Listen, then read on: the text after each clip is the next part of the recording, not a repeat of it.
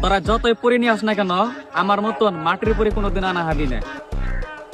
ভাই তুমি যারে মাটির পরি কইতাছ, ই যখন লক্ষ্ণৌ গোমতীনগরের মধ্যে আসাল তখন আমরা এটারে মাটির পরি না, আমরা ঘোড়া বানিয়ে এটা নকে করতাম। ঘোড়া বানিয়ে যেই নিয়ে গেছি এনে ঘোড়া বানাইছি, যেই নিয়ে গেছি এনে ঘোড়া বানাইছি। তারপরেও আমার যদি বন্ধু আছে, আমার যদি পার্টনার আছে, ওরাও ঘোড়া বানাইছে তোমার মাটির পরি। কিন্তু বর্তমান ও মাটির পরি আসাম দেওয়ার বানাইছে এটা।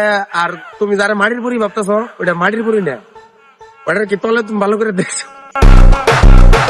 আর এই তোমার মাটির পরিটা যে এত ভিডিওর আর এত বড় শৌখিন যে যে কোনো মানুষই তোমার এই মাটির পরিরে ভিডিও বানিয়ে সুইতে দিয়ে, বড় কৃষ্ণের সুইতে দিয়ে, রাইতে ঠেলা দেয়, দিনে ঠেলা দেয়, ঘোড়া বানিয়ে ঠেলা দেয়, যখন পায় তখন ঠেলা দেয়।